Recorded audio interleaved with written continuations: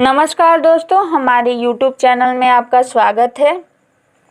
आज हम लोग झारखंड की जनजाति में आगे बढ़ते हुए झारखंड की कुल 5 जनजातियां चीक बड़ई, माल पहाड़िया, कोरा, परहिया और किसान के बारे में पढ़ेंगे। इन पांचों जनजाति से रिलेटेड सारा इम्पोर्टेंट पॉइंट आज हम लोग डिस्कस करेंगे।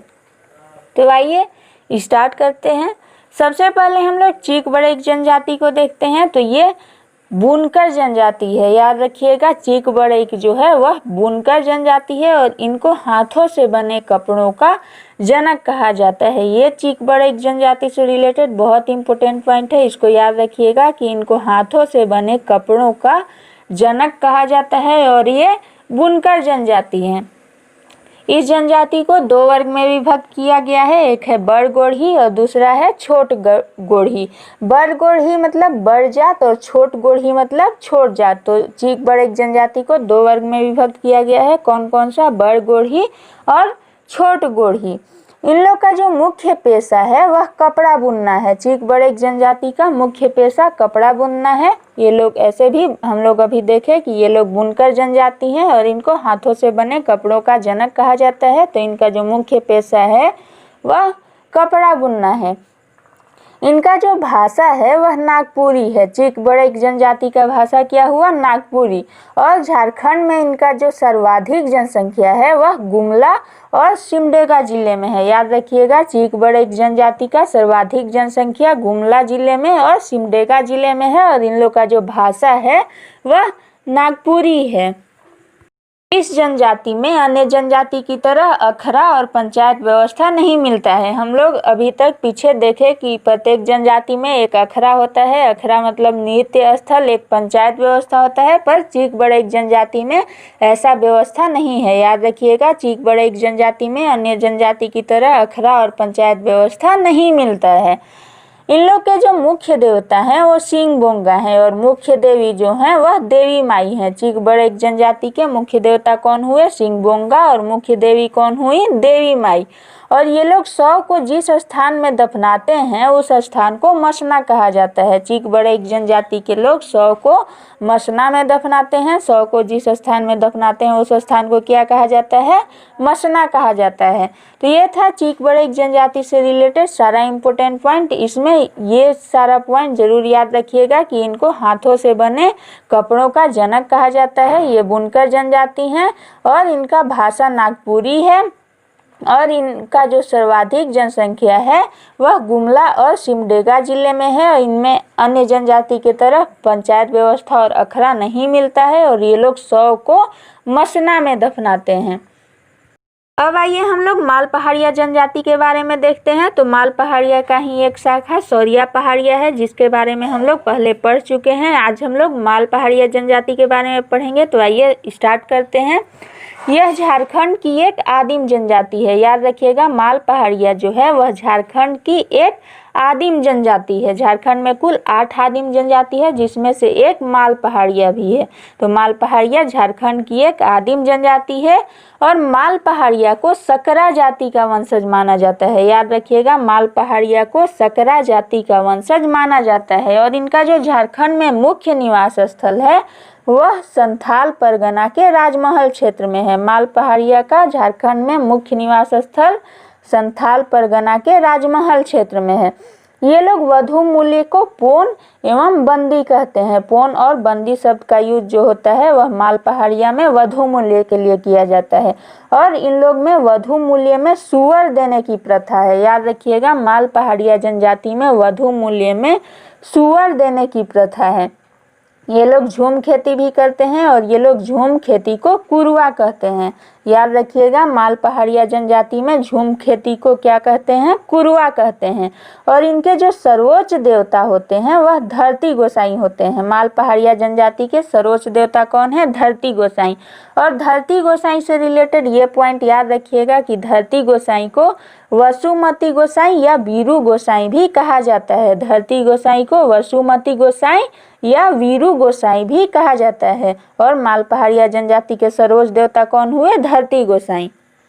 इनका जो सबसे महत्वपूर्ण पूजा है वह माघी पूजा है। माल पहाड़िया जनजाति का सबसे महत्वपूर्ण पूजा माघी पूजा है और ये लोग गांगी पूजा का भी आयोजन करते हैं जो भादो महीने में होता है। माल पहाड़िया जनजाति के लोग गांगी पूजा का आयोजन कब करते हैं? भादो महीने में करते हैं। तो ये था माल पहाड़िया जनजाति से रिलेटेड सारा इम्पोर्टेंट पॉइंट, जिसमें ये सारा पॉइंट जरूर याद रखिएगा कि यह झारखंड की एक आदिम जनजाति है और इसको सकरा जाति का वंशज माना जाता है। और इनका जो झारखंड में मुख्य निवास स्थल है वह संथाल परगना के राजमहल क्षेत्र में है।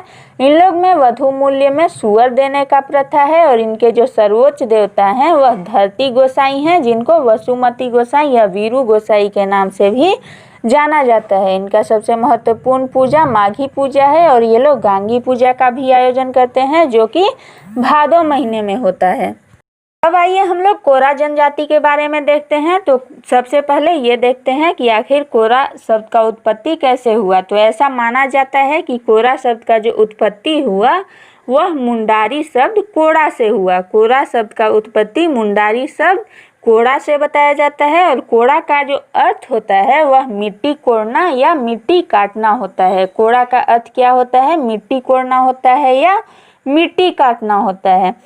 कोरा को जनजातीय सूची में 1931 की जनगणना में शामिल किया गया। यह कोरा जनजाति से रिलेटेड बहुत ही इम्पोर्टेंट पॉइंट है। याद रखिएगा कि कोरा को जनजातीय सूची में 1931 की जनगणना में शामिल किया गया।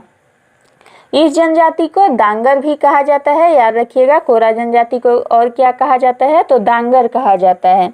इनका जो प्रजाति है वह प्रोटो ऑस्ट्रेलियाइड प्रजाति है। प्रोटो ऑस्ट्रेलियाइड प्रजाति के हैं ये लोग और रिजले द्वारा इनको 7 उपजातियों में विभक्त किया गया है, जो है ढालो, मालो, शिखरिया, बादामिया, सोनारेखा, झेठिया और गुड़ी बाबा। कोरा जनजाति के लोग घर को ओड़ा कहते हैं। याद रखिएगा कोरा जनजाति के लोग घर को क्या कहते हैं? ओड़ा कहते हैं। ये लोग गोत्र को गुष्टी कहते हैं। गुष्टी शब्द का जो यूज ये लोग करते हैं वो लोग गोत्र के लिए करते हैं। तो कोरा जनजाति के लोग गोत्र को क्या कहते हैं? गुष्टी कहते हैं। और इन लोग के जो पुजारी होते हैं पुजारी को बैगा कहा जाता है और इन लोग के जो गांव का प्रधान होता है उनको महतो कहा जाता है। याद रखिएगा घर को कोरा जनजाति में ओड़ा कहा जाता है, गोत्र को गुष्टी कहा जाता है। इन लोग के जो पुजारी होते हैं वह बैगा कहलाते हैं और इन लोग का जो गांव का प्रधान होता है वह महतो होता है। तो ये था कोरा जनजाति से रिलेटेड सारा इम्पोर्टेंट पॉइंट, जिसमें ये सारा पॉइंट जरूर याद रखिएगा कि कोरा शब्द का उत्पत्ति मुंडारी शब्द कोड़ा से बताया जाता है और कोड़ा का जो अर्थ होता है वह मिट्टी कोड़ना या मिट्टी काटना होता है। और कोरा को जनजातीय सूची में 1931 की जनगणना में शामिल किया गया। कोरा जनजाति को डांगर भी कहा जाता है और इन लोग में घर को ओड़ा कहा जाता है और गोत्र को गुष्टी कहा जाता है। अब आइए हम लोग परहिया जनजाति के बारे में देखते हैं। परहिया जनजाति भी झारखंड की एक आदिम जनजाति है। याद रखिएगा परहिया जनजाति जो है वह झारखंड की एक आदिम जनजाति है। इन लोग का जो प्रजाति है वह प्रोटो ऑस्ट्रेलियाइड प्रजाति है। प्रोटो ऑस्ट्रेलियाइड प्रजाति के हैं ये लोग और झारखंड में जो इनका मुख्य निवास स्थल है वह पलामू जिले में है। परहिया जनजाति का झारखंड में मुख्य निवास स्थल कहाँ है? पलामू में। इन लोग में वधु मूल्य को डाली कहा जाता है। याद रखिएगा परहिया जनजाति में वधु मूल्य को क्या कहा जाता है? डाली कहा जाता है। इनमें मुआ पूजा का काफी महत्व है। मुआ पूजा का मतलब हुआ पूर्वज पूजा। पूर्वज पूजा को ये लोग मुआ पूजा कहते हैं। तो परहिया जनजाति में मुआ पूजा का काफी महत्व है। इनके झोपड़ी नुमा घर को झाला कहा जाता है। याद रखिएगा परहिया जनजाति में झोपड़ी नुमा घर जो होता है उसको झाला कहा जाता है। इनके यहाँ परिवार की गिनती कुराला से होती है। कुराला का अर्थ हुआ चूल्हा। तो इनके यहाँ भी परिवार की गिनती चूल्हों की संख्या के आधार पे होती है। मतलब परिवार की जो गिनती होती है वह कुराला से होती है। तो ये था परहिया जनजाति से रिलेटेड सारा इम्पोर्टेंट पॉइंट। इसमें ये सारा पॉइंट याद रखिएगा कि यह झारखंड की एक आदिम जनजाति है झारखंड में जो इनका मुख्य निवास स्थल है वह पलामू में है। वधु मूल्य को ये लोग डाली कहते हैं। इनमें मुआ पूजा का क्या अर्थ हुआ? पूर्वज पूजा। तो मुआ पूजा का काफी महत्व है परहिया जनजाति में। और इनके झोपड़ी नुमा घर को झाला कहा जाता है। और इनके यहाँ परिवार की जो गिनती होती है वह कुराला से होती है। अब आइए हम लोग किसान जनजाति के बारे में देखते हैं। तो इन्हें नगेसर या नगेसिया भी कहा जाता है। और ये लोग अपने आप को नागवंशी कहते हैं। याद रखिएगा, किसान जनजाति के लोग अपने आप को नागवंशी कहते हैं और इनको नगेसर या नगेसिया भी कहा जाता है। डाल्टन द्वारा इनको पांडवों का वंशज बताया गया है। किसान जनजाति को डाल्टन ने पांडवों का वंशज बताया है। और झारखंड में जो इनका मुख्य निवास स्थल है वह पलामू में है। पलामू जिले में किसान जनजाति का झारखंड में मुख्य निवास स्थल है। इस जनजाति का समाज दो भागों में विभक्त है, एक है सिंदूरिया और एक है तेलिया। और ऐसा माना जाता है कि सिंदूरिया लोग जो हैं वह विवाह के समय सिंदूर का प्रयोग करते हैं और तेलिया लोग जो हैं वह विवाह के समय तेल का प्रयोग करते हैं। और इनमें भी अन्य जनजाति की तरह कई प्रकार के विवाह का प्रचलन है, जिसमें कि एक विवाह है परीक्षा विवाह। तो याद रखिएगा, किसान जनजाति में परीक्षा विवाह का भी प्रचलन है। तो ये था किसान जनजाति से रिलेटेड सारा इंपॉर्टेंट पॉइंट, जिसमें कि ये सारा पॉइंट आप लोग जरूर याद रखिएगा कि इन्हें नगेसर या नगेसिया भी कहा जाता है और ये अपने को नागवंशी कहते हैं। और डाल्टन द्वारा इनको पांडवों का वंशज बताया गया है। और झारखंड में जो इनका मुख्य निवास स्थल है वह पलामू में है। और इस जनजाति का समाज दो भागों में विभक्त है, एक हुआ सिंदूरिया और एक तेलिया। और इस जनजाति में परीक्षा विवाह का भी प्रचलन है।